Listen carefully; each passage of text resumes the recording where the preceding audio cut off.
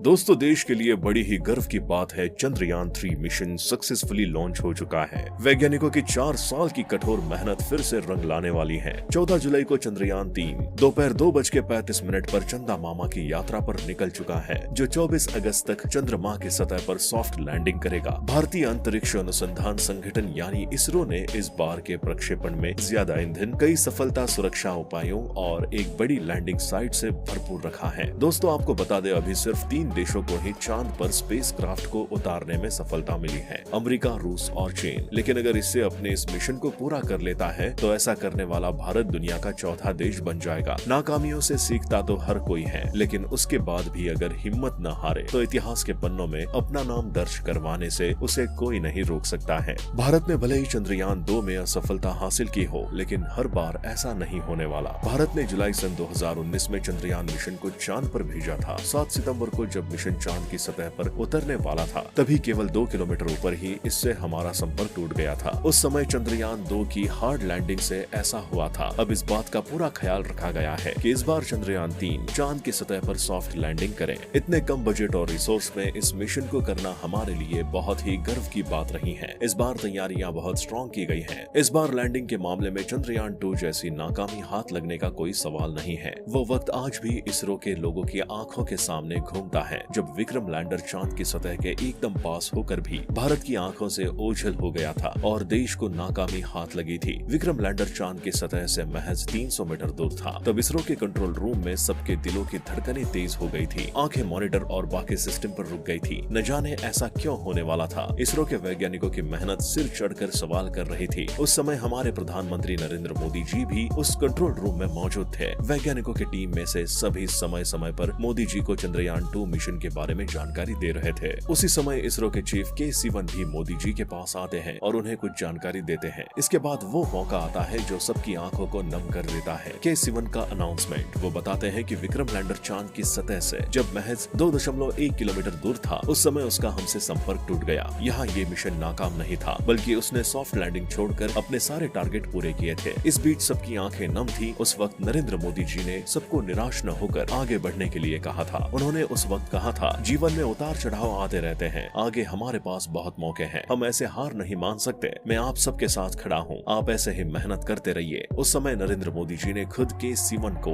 गले लगाकर उनका मनोबल बढ़ाया था। चंद्रयान 3 मिशन इसरो का प्रोजेक्ट है। ये चंद्रयान 2 का फॉलो अप मिशन है। भले ही चंद्रयान 2 मिशन क्रैश लैंडिंग से डिस्ट्रॉय हो गया हो, लेकिन इसी नाकामी से आज कामयाबी का परचम लहराया गया है। चंद्रयान 2 की सॉफ्ट लैंडिंग न होने की वजह से हमें उस मिशन से हाथ भले ही धोना पड़ा हो, लेकिन हमने चंद्रयान 2 मिशन से ही बहुत कुछ सीखा है। और आज चंद्रयान 3 610 करोड़ की लागत से तैयार हुआ चंद्रयान 3 मिशन को कुल 3,84,000 किलोमीटर का एक लंबा सफर तय करना है। वैसे आपको बता दें, अमेरिका और रूस ने ये सफर मात्र 4 दिनों में पूरा किया था, लेकिन भारत को चंद्रमा की सतह तक पहुंचने में 1 महीने से भी ज्यादा का समय लगने वाला है। इसरो के वैज्ञानिकों ने इस बार पूरी तैयारी से इस मिशन को भेजा है, जहां असफल की कोई संभावना नहीं है। इस बार चंद्रयान के हार्डवेयर से लेकर सॉफ्टवेयर तक के पार्ट को अच्छे से परखा गया है। इस बार इस मिशन में कोई ऑर्बिटर नहीं भेजा गया है। इसरो के वैज्ञानिकों का कहना है कि चंद्रयान 2 का ऑर्बिटल अभी भी चंद्रमा की सतह में घूम रहा है। इसकी जगह इस बार प्रोपोर्शनल मॉड्यूल भेजा गया है, जो नेविगेशन में मदद करेगा। इस बार लैंडर भी ज्यादा मजबूत बनाया गया है, ताकि लैंडिंग कैसी भी हो, लैंडर पर इसका कोई बुरा प्रभाव न पड़े। इस बात का भी पूरा ख्याल रखा गया है कि लैंडर के पैर मजबूत हो, जिससे सॉफ्ट लैंडिंग करने में कोई दिक्कत न आए। पावर के लिए बड़े सौर पैनल लगाए गए हैं, ताकि लैंडिंग तक पावर में कोई भी कमी न आए। एक्स्ट्रा सेंसर फॉल बैक और वैकल्पिक सिस्टम का यूज हुआ है। बाई चांस अगर कोई सिस्टम फेल हो जाता है तो दूसरा सिस्टम अपने आप ही स्टार्ट हो जाएगा। चंद्रयान 2 में पहले 5 मोटर लगाई गई थी, जो अब 4 कर दी गई है। इस बार ज्यादा फ्यूल भी रखा गया है। इस मिशन का प्राइमरी ऑब्जेक्ट एक लैंडर और एक रोवर है, जिसे चंद्रयान की सतह पर सफलतापूर्वक लैंड करवाना है। अब आपको बता दें, ये मिशन बहुत ही चैलेंजिंग मिशन क्यों बन जाता है। दरअसल इसरो चंद्रयान 3 मिशन को चांद के साउथ पोल पर लैंड करना चाहता है, और दिक्कत यह है कि साउथ पोल पर हम किसी भी चीज से डायरेक्ट कम्युनिकेशन नहीं कर सकते, और न ही साउथ पोल को हम डायरेक्टली ऑब्जर्व कर सकते हैं। साउथ पोल अभी हमारी पहुंच से बहुत दूर है, ये तो नहीं कह सकते, पर हाँ, हमने अभी इस इलाके को एक्सप्लोर नहीं किया है, जिससे हमें यहाँ की संरचना के बारे में अच्छे से पता नहीं है। चंद्रयान 2 भी साउथ पोल पर ही क्रैश हुआ था, और अब चंद्रयान 3 को भी यही लैंड करने की तैयारी है। दरअसल साउथ पोल पर लैंडिंग करवाने की मेन वजह है यहाँ उपस्थित पानी ही। एक्चुअली चंद्रयान 1 ने इस पोल पर ही पानी की खोज की थी, थी। इसके अलावा यहाँ सूरज की रोशनी नहीं पहुँच पाती, जिसके कारण यहाँ अंधेरा रहता है। अगर हम यहाँ तक पहुँच जाते हैं तो हो सकता है कोई ऐसी चीज हमारे हाथ लग जाए जिससे दुनिया का भला हो सके, और ये भी हो सकता है हमें यहाँ जीवन मिल जाए। वो किसी भी रूप में हो सकता है। ये भी हो सकता है जिस एलियन को आप किसी दूसरे ग्रह में खोज रहे हो वो इस इलाके में मिल जाए। वेल, होने को तो कुछ भी हो सकता है। चंद्रयान 3 अब साउथ पोल में जाने, चांद की सतह और ऑर्बिट से डेटा कलेक्ट करने के लिए एकदम रेडी है। आपको बता दें, इस मिशन में वैज्ञानिकों ने 3 अहम लक्ष्यों को रखा है। पहला, जिसमें चंद्रयान 3 के लैंडर की चांद की सतह पर सुरक्षित और सॉफ्ट लैंडिंग कराई जाएगी। दूसरा, इसके रोवर को चांद की सतह पर चलाकर दिखाया जाएगा। तीसरा, वैज्ञानिक परीक्षण। इसमें एक लैंडर, एक रोवर और एक प्रोपल्शन मॉड्यूल शामिल है। इसमें लैंडर और रोवर चंद्रयान 2 मिशन के विक्रम लैंडर और प्रज्ञान रोवर जैसे ही होंगे, लेकिन चंद्रयान मिशन 2 के ऑर्बिटल की जगह इस बार चंद्रयान 3 में एक प्रोपल्शन मॉड्यूल रखा गया है, क्योंकि चंद्रयान 2 का ऑर्बिटर अभी भी चांद की कक्षा में चक्कर लगा रहा है। प्रोपल्शन मॉड्यूल भी किसी ऑर्बिट की तरह ही काम करेगा।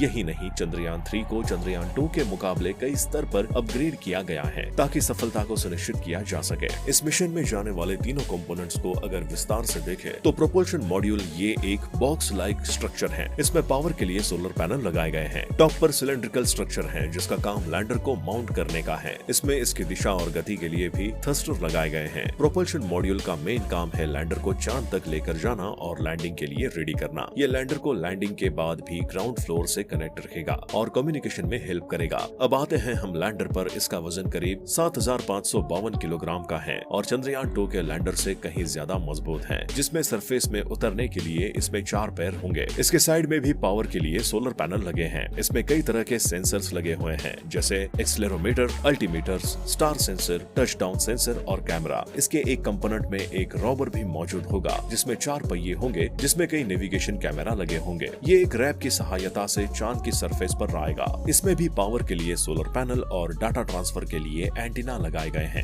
लैंडर में चंद्रार्थ सरफेस थर्मोफिजिकल एक्सपेरिमेंट नाम का एक और इंस्ट्रूमेंट भी मौजूद है जो चांद के सरफेस की थर्मल प्रॉपर्टीज को चेक करेगा। अब जब रोवर चांद की सतह पर पहुंच जाएगा तो ये डेटा को लैंडर को ट्रांसफर करेगा और लैंडर इस ट्रांसफर डेटा को चांद के ऑर्बिट में मौजूद प्रोपल्शन मॉड्यूल को, और फिर वहां से वो डेटा हम तक पहुंचेगा। चलिए अब हम आपको उस बाहुबली चंद्रयान के बारे में बताते हैं जिससे आप रॉकेट को बहुत करीब से जान पाएंगे। इस रॉकेट के कुल 4 हिस्से हैं, जिसमें पहले हिस्से में 2 रॉकेट बूस्टर यानी 2 रॉकेट S-200 हैं। इसमें 205 टन ठोस रॉकेट ईंधन भरा हुआ है। S-200 रॉकेट के एक साथ इग्निशन के साथ ही इसमें भरा हुआ ईंधन अपनी पूरी ताकत से जलने लगता है और ये ईंधन इन दोनों रॉकेट को फुल ताकत से ऊपर की ओर आगे बढ़ाता है। इस समय इस रॉकेट की रफ्तार होगी 1627 किलोमीटर प्रति घंटे होगी। ये न्यूटन के उसी तीसरे लॉ पर काम करेगा जो कहता है हर क्रिया की विपरीत प्रतिक्रिया होती है। इन दोनों रॉकेट के बीच में एक और हिस्सा होता है जिसे L-110 लिक्विड स्टेट इंजन कहते हैं, जो 115 टन लिक्विड रॉकेट ईंधन से भरा हुआ होता है, जो लॉन्च के कुछ सेकंड बाद स्टार्ट होगा। 45 किलोमीटर पहुंचने के बाद जब इस रॉकेट की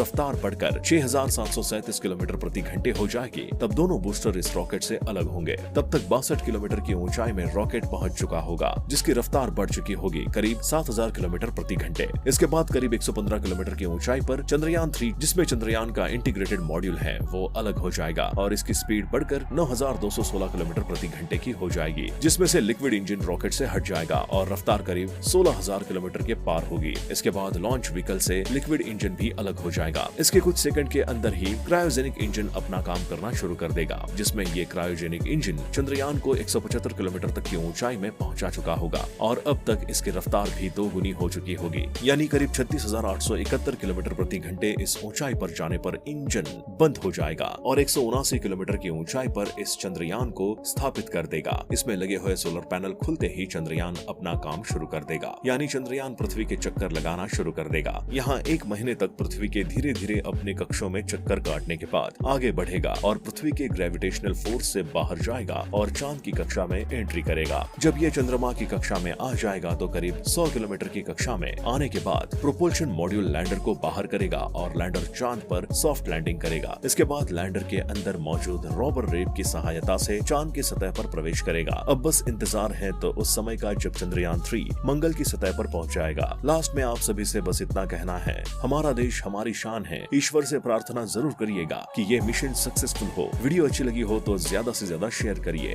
जय हिंद।